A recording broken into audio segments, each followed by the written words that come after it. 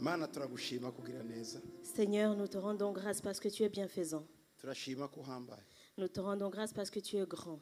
Turagushima kudahinduka. Nous te rendons grâce parce que tu ne changes pas. Uko waruri ni kukiri. Tel que tu es, tel que tu étais, tel que tu es aujourd'hui. Turagushima data. Nous te rendons grâce, Père.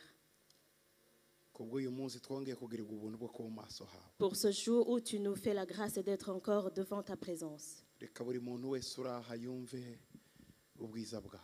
Laisse que toute personne qui est ici ressente ta bonté. Urakoze kuri aya materaniro meza. Merci pour ce bon culte Yuzuyemo guhimbaza. rempli de louanges, Yuzuyemo kuramya. rempli d'adoration, Yuzuyemo icyubahiro cyawe. rempli de ta gloire. Urakoze ku mitima yose iraha data. Merci pour les cœurs qui se trouvent en ce lieu, Iraha yose. qui se trouvent ici, Irimo ireba. qui regardent, Irimo yumva qui entendent ibyo wateguye. ce que tu as prévu. Ndi umuntu Mana. Je suis un homme, Ntacyo nashobora. je ne peux rien. Ko mfashijwe nawe. Mais si je suis aidé par toi, Nashobora. je le peux. Nibishoboka singaragare. Si possible, que je disparaisse, Wewe ugaragare. que toi tu apparaisses. Ukoresha umutima wanjye. Utilise mon cœur, Umunwa wanjye ma bouche, kuvuga ibyawe. pour dire ta parole. Kuko ibyanjye nta gaciro bifite. Parce que les miennes n'ont aucune valeur, Ariko ibyawe mais ta parole birarema. crée. Ibyawe Ta parole birakora. fonctionne. Reka Mana Laisse, Seigneur, ari kubigenza. que cela se fasse ainsi. Havuge wowe. Que tu parles, Imibiri yacu igaragare. que nos corps soient visibles, Ariko amaboko akora abayawe. mais que les mains agissantes soient les tiennes. Amateraniro yose. Pendant tout le culte, Abakurikira et ceux qui nous suivent, hirya no hino. par ici, par là, Ubaha umugisha. que tu les bénisses. Mu izina rya Yesu. Dans le nom de Jésus. Amen. Amen. Amen. Mushobora Amen. kwicarira. Vous pouvez vous asseoir. Tuvamo biriya by'akarere tuvamo biri mu bibazo bikomeye cyane basaba kugira ngo mubisengere. Nos pays d'origine, dans toute la région, il y a beaucoup de problèmes, il y a beaucoup de conflits et ça demande vos prières. Hari ibibazo by'ubwoko butatu Il y a trois cyangwa sortes se de hari problèmes. isoko yabyo. Il y a trois sources de problèmes. Ijambo rya mbere ibibazo biri muri kariya karere kacu ni ibibazo bifite amateka mabi ya kera. Les problèmes qui sont dans notre région, ce sont des problèmes qui trouvent leurs origines dans une histoire triste ou mauvaise. Igihe cy'ubukoloni, Au moment de la colonisation. abakoloni baje muri biriya bihugu. Quand les colons sont venus dans nos pays, En fait, u Rwanda n'u Burundi tibyari muri plan igihe bashaka kudiviza Afrika. U Rwanda n'u Burundi tibyari muri gahunda y'Ababirigi. normalement, quand l'Afrique a été partagée entre les pays colonisateurs, le Rwanda et le Burundi n'étaient pas dans les plans d'occupation. U Rwanda n'u Burundi byari kuri Tanzania, byari kuri na Tanzania byari ku Budage. Le Rwanda et le Burundi et la Tanzanie avaient été donnés aux Allemands. Oui, aux Allemands. Abadage nibo bagombaga gukoloniza Rwanda, Burundi, Tanzania. Ce sont des Allemands qui devaient coloniser le Rwanda, le Burundi et la Tanzanie. Naho ibihugu bindi byo muri West Africa bimwe na Afrika yo hagati babyitaga ngo ni French Equatorial cyangwa France Equatoriale, za Gabon, za Cameroun, byari by'Abafaransa. Mais d'autres pays de l'Afrique de l'Ouest et du centre de l'Afrique, le Gabon, le Cameroun et d'autres, étaient appelés la France équatoriale. C'était des territoires français. Et ibindi byari bya Portugais. D'autres pays appartenaient au Portugal. Hariho za Tomé Principe, za Guinée, hariho Angola, hariho Mozambique.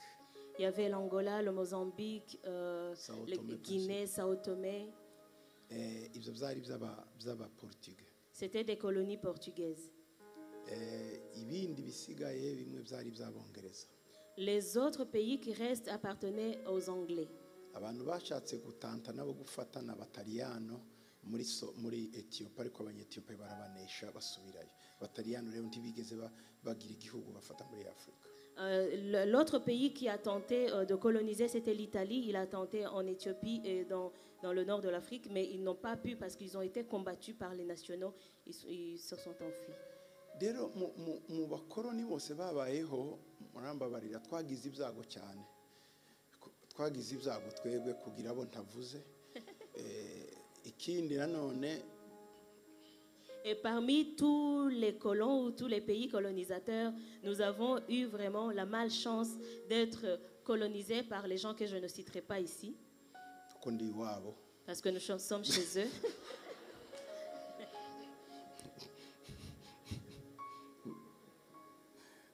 ubwo ndibumvishe kuko ngiye mu rukiko navuga ko ntavuze izina. Si on m'emmène au tribunal, je vais dire que je n'ai cité aucun nom. Anyway, igihugu cyari gisigaye, Le pays qui restait, umwami w'iki gihugu le roi de ce pays, yaragiye afata igihugu kinini cyane acita parcelle ye. il a pris un pays très vaste, il a déclaré que c'était son jardin. Yagabanye igice. En fait, il a pris une très grande partie dans ce partage de l'Afrique. Il a dit que c'était son jardin personnel. C'était son terrain, son champ. Il y avait plusieurs royautés dans ce pays, dans cette partie. À l'ouest, il y avait le royaume des Congo. À l'est, il y avait le royaume des Hindous.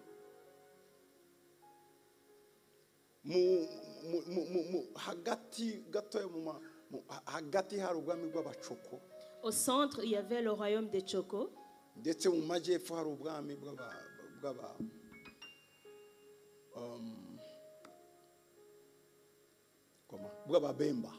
Et au sud, il y avait le royaume des Bemba.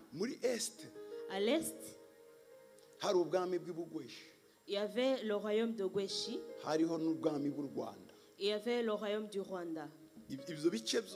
Toutes ces parties, ils les ont partagées, ils les ont mis ensemble et il a dit que c'était le Congo.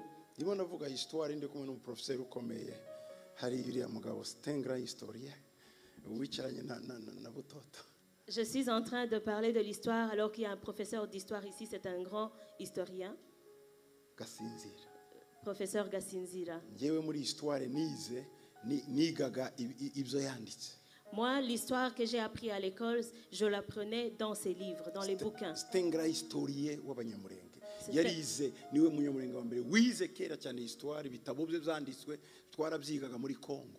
C'était un très grand historien. C'était le premier Munyamulenge qui a eu fait de très grandes études et qui a écrit beaucoup de livres qu'on apprenait à l'école.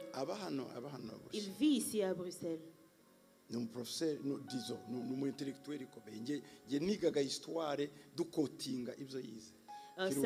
un très grand intellectuel. Moi, quand j'étais aux études, on utilisait des cotations qu'il a écrites. Si je me trompe, je le prie de me corriger. Ou alors d'être discret, ne pas manifester que je me suis trompé. Anyway, donc iyo territoire uwo mugabo yafashe yitwaga ngo ni Congo belge. Wari umurimo wa Léopold. Tout ce territoire, il a été nommé le Congo belge. C'était le champ privé du roi Léopold. Et les Allemands ont perdu la Première Guerre mondiale. Ils se sont retirés. Ils ont quitté le Rwanda, le Burundi et la Tanzanie. Mais voilà le plan que les Allemands avaient initialement.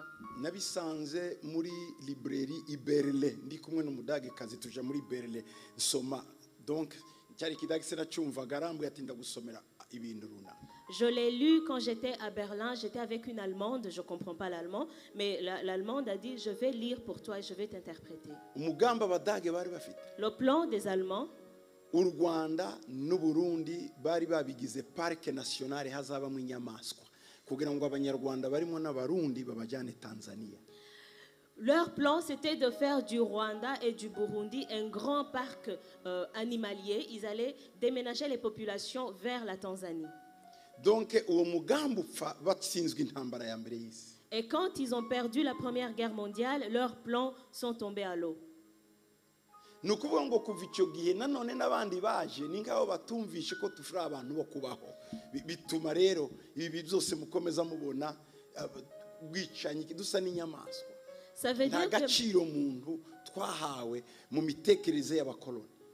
dire que pour le colon suivant, pour lui, nous étions que des animaux. Il ne voyait pas d'humanité en nous, il ne voyait pas d'intellect humain en nous. C'est pour cela qu'on nous considérait comme des gens qui n'avaient pas d'intelligence, comme des animaux. Et ils nous ont entraînés à nous entretuer comme des animaux sauvages. Léopold wa kabiri rero agabira Kongo ababirigi ati ndabagabiye umurima wanje.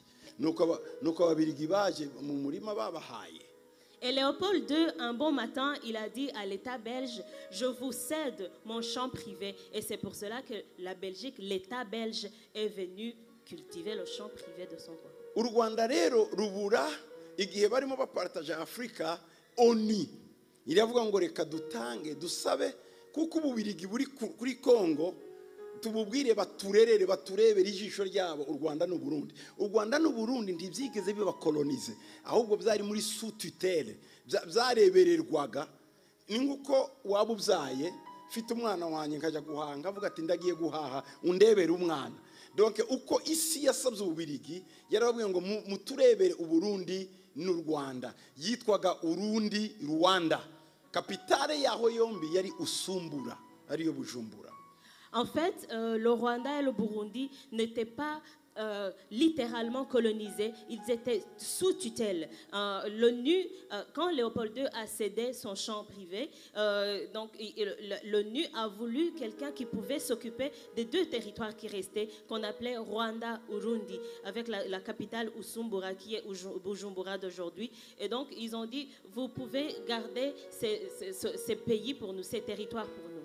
Donc babureberaga i Rwanda mu buryo abapolisi bakoraga i Rwanda bakoraga barabanye Kongo bohereje donc bazanywe n'ababirigi. De façon que la police qui agissait sur le territoire rwandais était des Congolais envoyés par la Belgique. Nanone bagafata abagabo b'abanyarwanda bamwe bakajya gukora muri za mine zo muri Kongo ikamituga n'ahandi donc bajya gukora mu bintu bya mine.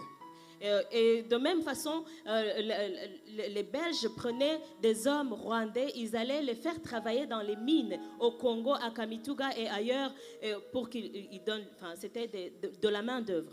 U Burundi n'u Rwanda. Le Rwanda et le Burundi. Bazana ishuri kugira ngo babashe kwigisha abadministrateur ahitwa Astrida. Au Rwanda et au Burundi, ils ont établi une école pour pouvoir éduquer les administrateurs dans un endroit qui s'appelait Astrida. Abayoboye en fait u Rwanda n'u Burundi s'ababirigi n'abapadiri. En fait, les personnes qui ont gouverné le Rwanda et le Burundi, c'était pas l'État belge proprement dit, c'était des prêtres. Donc ububirigi bwari bufite umwanya kuri Kongo babwira abapadiri babera bagiriya ngo mwebwe rero mushireho ibintu byose uko niko kiliziya yaduhemukiye. En fait, l'État belge n'avait pas de temps pour s'occuper de ces deux petits territoires. Il n'avait que du temps pour le Grand Congo. Alors, ils ont demandé au Père Blanc d'aller établir une structure, aller éduquer les administrateurs. C'est comme ça que l'Église nous a trahis. Kubona mugisenga mwebwe ndagira ngo mbashimire cyane. Ubundi kubyabaye iri iwacu nta waje muri aya matore. Le fait que vous croyez encore en Dieu, franchement, je suis fière de vous parce que suivant l'histoire qui nous est arrivée, plus personne ne devrait croire à son genre de croyance. Nous ne serions plus des croyants. À part Jésus qui se révèle à nous, si tu suis l'histoire de ce qui s'est passé, tu ne suivrai pas ce Dieu-là. Ariko usoma amateka uzamateka niyo mpamvu ba data bari abagabo bakuru iyo babwiye byo gusenga baravuga ati sha mugende iyo ntabyo muzi turacyafite gihanga imana zacu donc bo tibashobora kubireconcilier ukuntu abantu bazanye bibiliya no kuzana amacakubiri mu bantu.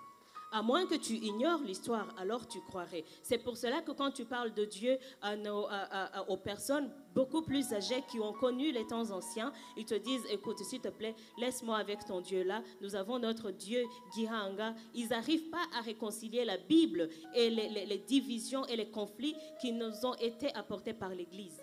Léopold abwira abamisiyoneri b'abapadiri bari bagiye muri Congo na kariya gace. Léopold II a dit aux missionnaires prêtres qui allaient au Congo et dans la région. Abandikira urwandiko murarusanga ku maguge mwandike urwandiko Léopold yandikiye abamisiyoneri b'abapere blanc.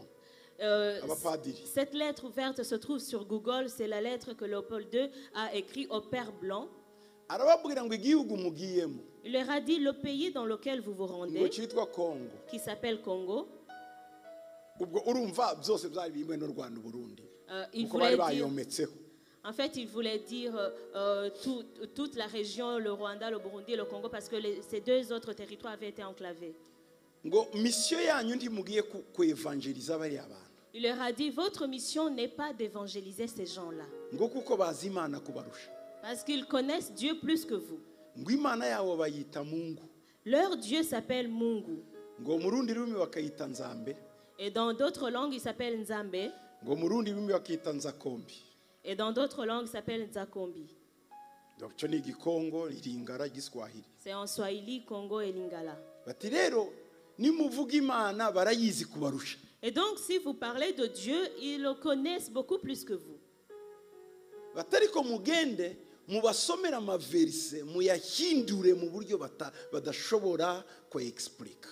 Mais allez lire des versets et interprétez-les de façon qui est inexplicable pour eux. ijambo rivuga ngo hahirwa abakene ngo nibo bazaja mu ijuru bibagirwa ubutunzi bafite ku isi icyo gihe mukomeze mu butware bo mubigishe ko ari abakene bazaruhukira mu ijuru. Allez leur dire, heureux ceux qui sont pauvres de cœur, car ils verront le royaume de Dieu. Continuez à leur inculquer cela. Ils vont délaisser des choses matérielles et vous, vous allez récupérer des choses matérielles. Eux, ils vont penser qu'ils vont aller au ciel. Ngo mugende mubigishe ko ibintu by'isi izahabu ibiryo ibiki byose ari icyaha. Ntibazambare utushene twizahabu ntibazambare neza mubereke ko ari icyaha ahubwo ko bagomba kuba bakene niho bazabona Imana. Apprenez-leur que je possédais des choses de ce monde, avoir de belles choses, de l'or, des diamants et autres choses, que c'est un péché, pour qu'ils continuent à croire que heureux celui qui est pauvre, parce que c'est lui seul qui verra les cieux. L'autre chose,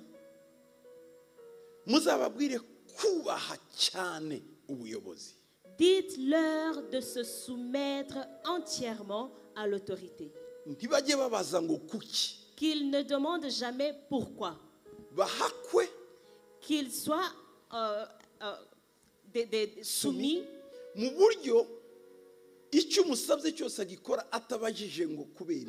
De façon qu'ils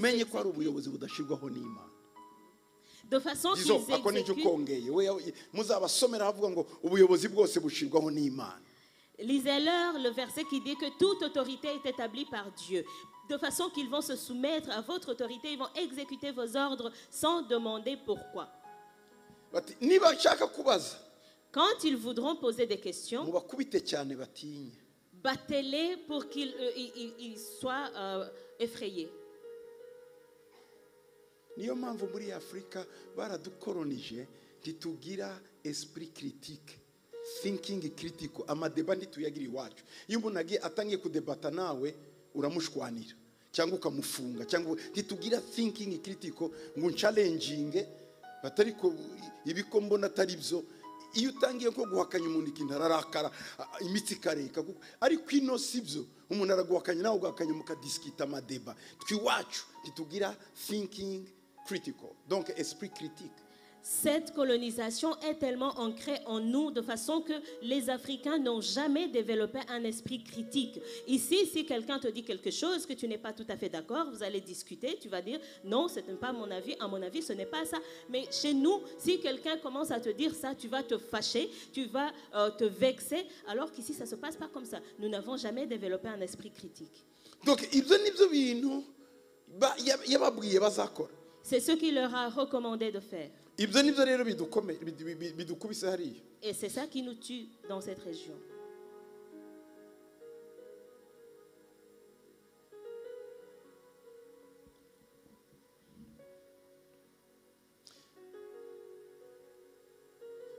Donc ibibazo dufite rero Les problèmes que nous avons bifite imizi aho bimwe. ont des racines dans cette période. Imizi ya kabiri ibihugu byacu bifite. L'autre source de problèmes de nos pays, Ariko nayo ikomoka ku ya mbere. mais qui aussi trouvent leur origine dans les premiers, N'imbaraga nukutagira imbaraga z'ubuyobozi, leadership skills ihagije. c'est le manque de bonne gouvernance, de connaissance de bonne gouvernance, Leadership. le manque de bon leadership. Kuba umulideri muri biriya bihugu ni position yo gukira, ariko ahandi umulideri ni position yo gukiza. La position d'être un leader dans nos régions, c'est de Rero s'enrichir. ni Afrika. Dans toute l'Afrique d'ailleurs. Quand un leader pense qu'il prend la position pour s'enrichir, alors qu'ailleurs, c'est pour enrichir les autres. Esprit umwuka w'ubulideri L'esprit de leader, is to serve. c'est de servir. Nje no kugufasha kugira ngo ugere ahantu heza. C'est de t'aider et t'élever jusqu'à un degré plaisant. Ariko abandi Mais pour les autres, imitekerereze twebwe muri Afrika kuba umuyobozi kuba directeur kuba igiki no gukira no kugira ifaranga. mais pour nous autres, être un leader, être haut placé, avoir une bonne position, c'est pour s'enrichir, c'est pour inspirer la terreur. Donc dufite ikibazo cya leadership, crise ikomeye y'abalideri. Nous avons donc une grande crise du leadership.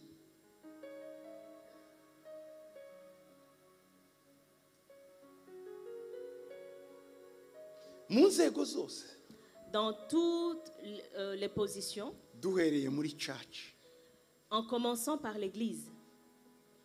Reba amatorero muri Afrika, reba abaprofete tuje muri Afrika, reba abapotre tuje muri Afrika, reba abaevangeliste tuje muri Afrika, reba abaki tuje muri Afrika, ariko nta mbuto. Observe toutes les églises que nous avons en Afrique, tous les apôtres, tous les prophètes, tous les évangélistes, mais zéro fruit. Deja mu itorero niba leadership idakora neza, hanze y'itorero muratekereza ko niki cyakora. Déjà, à l'église, si le leadership ne fonctionne pas correctement, qu'est-ce que vous imaginez qui se passera à l'extérieur?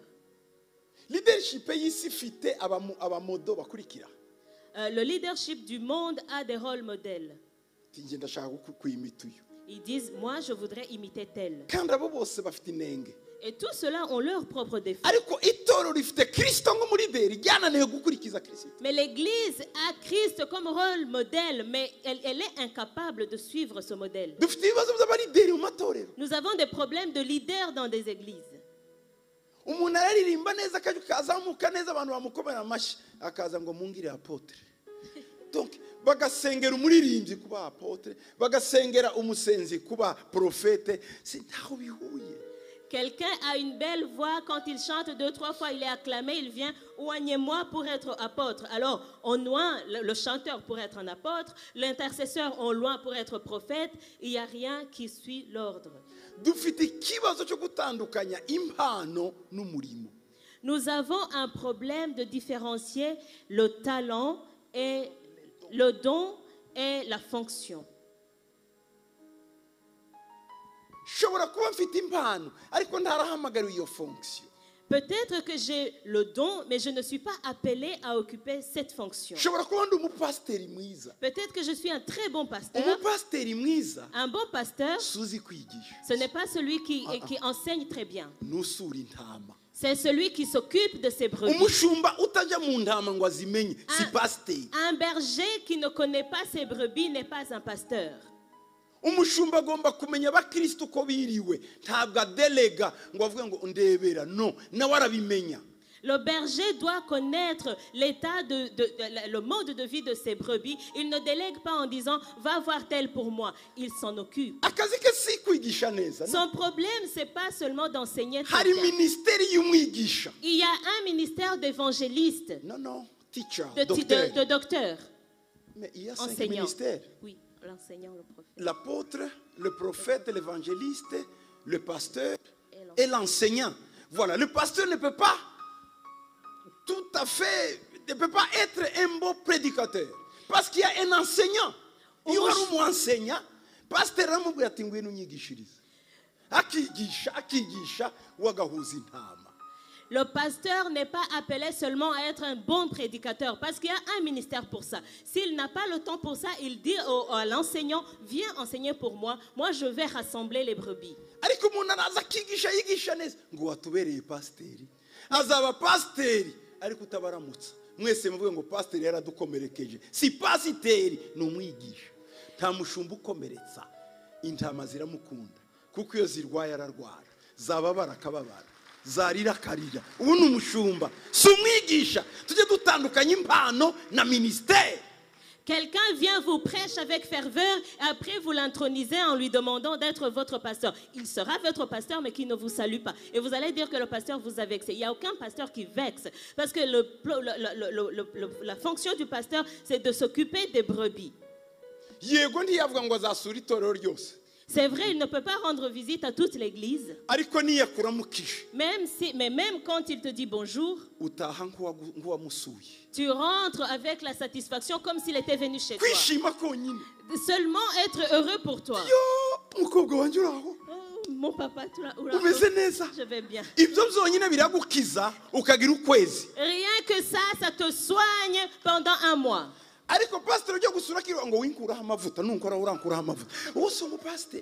Mais le pasteur qui te fuit pour que tu ne diminues pas son onction, c'est pas un pasteur. Non. Non. Umuntu agira impano y'ubuprophétie yaba prophète. Si quelqu'un a un don de prophétie, ngo ngwino udutangirize ube pasteur wacu. Vous lui demandez de commencer une église, être votre pasteur. Non. Non. Nitumenya ministère eshanu. Quand nous comprendrons les 5 ministères,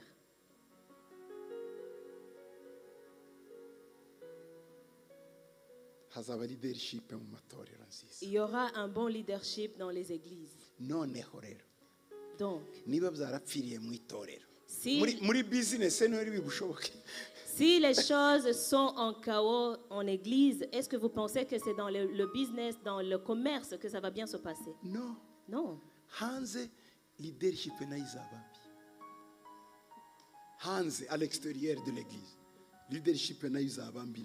À l'extérieur de l'église, le leadership sera sûrement mauvais.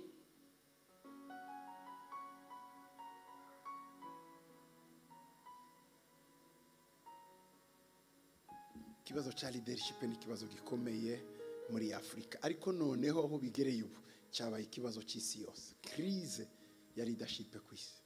Le problème du leadership était habituellement un problème commun sur tout le continent africain, mais maintenant c'est devenu global.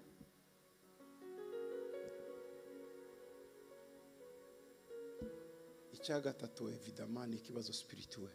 La troisième source de problème, c'est le problème spirituel. Kudakizwa. Ne pas être sauvé correctement. Ne pas connaître Jésus. No kumumenya mukamumenya nabi. Ou mal le connaître, le méconnaître. Ejo twarebye escalier zirindwi umuntu azamuka ama ingredient ukora kugira ngo kwizera kwawe kuba kwiza. Ndagira ngo mwabonye ko benshi tukiri ku ya mbere. Abo rero nibo bakristo tujuje muri Afrika.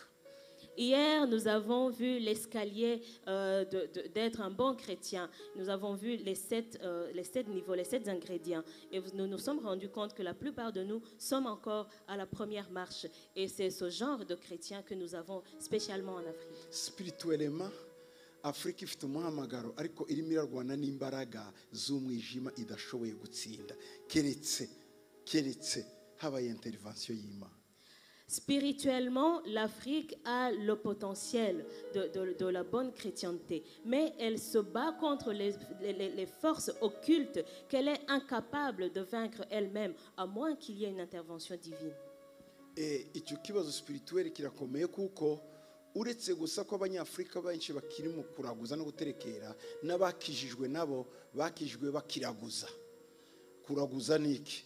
Kumva umuntu uvuze ngo hari umuntu ushobora kukubwira utwawe ugahita wiruka hari ujya kureba. Donc ni umwuka wo kuragura ariko noneho wikamufure église ni by'Imana. Le problème, c'est qu'il y a beaucoup de gens qui sont encore dans la sorcellerie, dans les actes occultes, mais il y a d'autres qui sont sauvés, mais qui sont sauvés avec ses racines, qui ont des esprits de sorcellerie. Et l'esprit de sorcellerie, c'est quoi? C'est quand on te dit, là-bas, il y a quelqu'un qui peut te dire tout ce qui te concerne. Tu es chrétien, mais tu vas demander à cette personne qui parle de toi. Et d'autres sont des bébés spirituels. Ils ne savent pas différencier la gauche de la droite de Ninive. Et ce problème spirituel est très compliqué. Parce que beaucoup de gens ont stagné spirituellement. Et quand tu lis la Bible, la Bible nous montre comment nous pourrions grandir. La majorité des pasteurs que nous avons en Afrique, la majorité, beaucoup d'entre eux qui dirigent les églises n'ont pas fait des écoles bibliques. Il se lève le matin, il met une doctrine. Au Kenya, vous l'avez vu.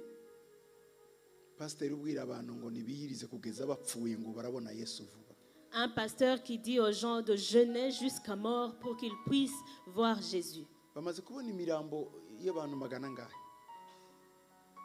magana ngahe murakurikira ariko iyo amaze kuzikurura pasteri yica abantu babwira akica umwana akica umugore akica umugabo bose umwuka ukabavamo kubera inzara ngo niho babona Yesu. Donc ils ont déjà découvert des centaines de cadavres de ces gens à qui le pasteur a dit jeûnez, que ce soit des enfants, que ce soit des femmes, que ce soit des hommes, jeûnez jusqu'à ce que vous mouriez pour rencontrer Jésus. Et beaucoup de gens viennent. Pourquoi? Barabafatanyiriza na crise mufite n'inzara mufite n'ibibazo mufite ngo barabaha solution yihuta. En fait, ils profitent de votre faiblesse dans la crise, dans les problèmes que vous avez. Ils vous disent qu'ils vous trouvent une solution rapide.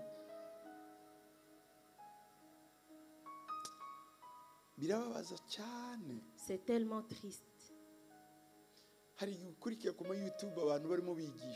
Ukabura mu by'ukuri umutwe n'ukuguru ugashakisha icyo arimo avuga ukakibura ariko wabona ngo amen haleluya ukabona abantu k'ibihumbi barimo barata ukibaza ikintu arimo atanga ukabura neza content iri mu byo arimo avuga ariko abantu bagashuha ngo preach papa vuga papa ugashaka message ukuramo ukayibura.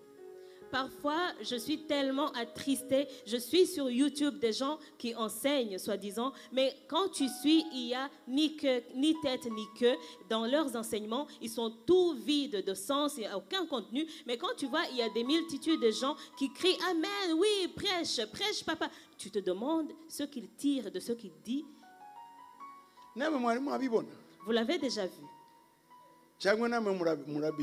Ou alors vous aussi vous faites la même chose. Vous aussi vous dites Amen. Parce que je sais que parmi vous, il y en a qui donnent des Amen. Parce que vous ne comprenez pas ce qui est bon, ce qui est mauvais. Nous avons des serviteurs de Dieu qui sont tellement influents, mais qui n'ont aucune connaissance de la Bible. cyangwa se badafite basi na théologie ngo babalance ibyo bavuga. Ou alors qui n'ont aucune connaissance théologique pour balancer ce qu'ils disent. Nk'uwo wabyutse mu gitondo agashizeho doctrine yo kwiyiriza kugeza umuntu apfuye. Comme celui-là qui s'est levé un bon matin, qui a établi une doctrine de jeûner jusqu'à mort. Hari undi muri Afrique du Sud we. Il y a un autre en Afrique du Sud. Yarabakubitaga akabaryamisha agakubita inkoni ijana buri mukristo ngo Imana ngo abikunda ngo irabakubita. Abantu bose bagatega imigongo agakubita inkoni ijana akagenda undi akagenda kandi bose bakaza bishimiye ngo Imana ikunda iramukubita. Iyo ni doctrine. L'autre avait la doctrine de frapper les gens. Il les fouettait. Chacun recevait 100 coups de fouet. Et parce qu'il disait que Dieu, quand Dieu t'aime, il te fouette, il te frappe. Et les gens venaient, ils donnaient leur dos, ils étaient frappés jusqu'à 100 coups.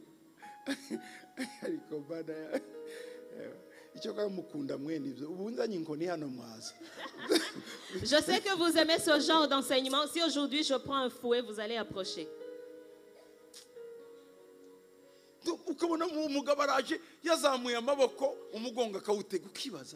Tu vois un homme approcher.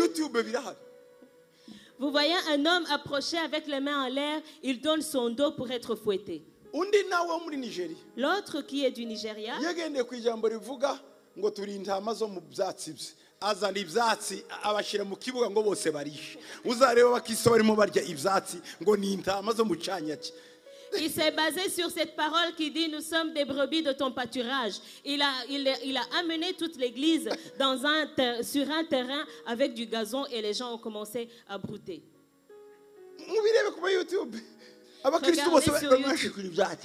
Regardez sur YouTube les gens qui broutent de l'herbe. Et ils le font avec joie en disant nous sommes des brebis de ton pâturage. Bien-aimés, c'est tellement triste de voir que vous menez à la perdition des gens qui aiment Dieu. kandi ni wewe éclairer ni wewe umuyobora imbere warangiza ukamutwara mu byo ushaka Imana izabaza abandi bintu bikomeye. Quelqu'un vient avec un cœur fin de Dieu et toi tu le diriges en perdition alors que c'est toi l'éclaireur. Dieu va vous demander beaucoup de choses. Tout ça, ce sont des problèmes de leadership. Ce sont des problèmes spirituels. Je voudrais que nous prions pour ces problèmes. Que nous prions pour l'Afrique. Que nous prions pour notre région. Que Dieu nous guérisse de notre mauvaise histoire. Qu'il nous donne un leadership qui vient de son cœur. Qu'il nous donne de grandir spirituellement. Est-ce que vous pensez que c'est faisable? Nous allons prier. Éternel Dieu puissant, nous amenons le monde entier. Particulièrement, nous amenons l'Afrique et la région des Grands Lacs. La mauvaise histoire que nous avons subie, que tu nous guérisses. Seigneur, guéris-nous. Seigneur, guéris-nous. Seigneur, guéris-nous.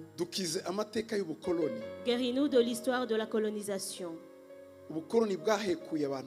La colonisation a exterminé les gens, nos peuples. La colonisation nous a dépouillés. La colonisation nous a amené la haine.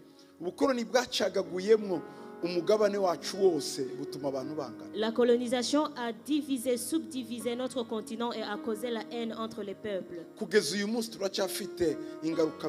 Jusqu'aujourd'hui, nous subissons les conséquences.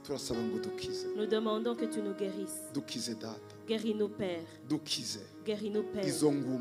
Des blessures de la colonisation. Nous te montrons le leadership de l'Afrique. Jésus, que tu sois leur modèle. Qu'ils apprennent de toi. Qu'ils apprennent de toi. Dans le nom de Jésus. qu'ils suivent ton cœur. waje gukorera abantu Tu es venu servir les gens. ntiwaje gukorerwa, Tu n'es pas venu pour être servi. waje kwitangira abantu. Tu es venu te sacrifier. Mana utwigishe kwitangira abantu. Apprends-nous à nous sacrifier pour les Reba autres. abayobozi bacu Regarde nos leaders. baha umutima wo gukunda abaturage, Donne-leur un cœur d'aimer leurs citoyens. bahe umutima wo gukorera abaturage, Donne-leur un cœur de serviteur. batigwizaho, Qu'ils ne s'enrichissent, batishyira hejuru, qu'ils ne s'élèvent pas, ahubwo bafashe abakene n'abatishoboye. mais qu'ils aident les pauvres et les indigents. Duhe uwo mutima Donne-nous ce cœur w'ubuyobozi bwawe. de bon leadership divin. Turakwereka ibibazo by'umwuka dufite muri Afurika, Nous te montrons les problèmes spirituels que nous avons en Afrique. inyigisho z'ubuyobe, Des enseignements hérétiques, inyigisho zitari zo, des mauvais enseignements, kuvanga le mélange n'iby'isi. avec les choses mondaines. Twiyereke Yesu, Manifeste-toi à nous, turwanira Seigneur. imbaraga mbi, Combat les mauvais esprits pour nous, imyuka mibi. des mauvais esprits pour nous. Mwami Yesu, Seigneur Jésus, tugirire neza, fais-nous du bien. dukize Guéris-nous uyu munsi n'iteka ryose. aujourd'hui et à jamais. Amen. Amen.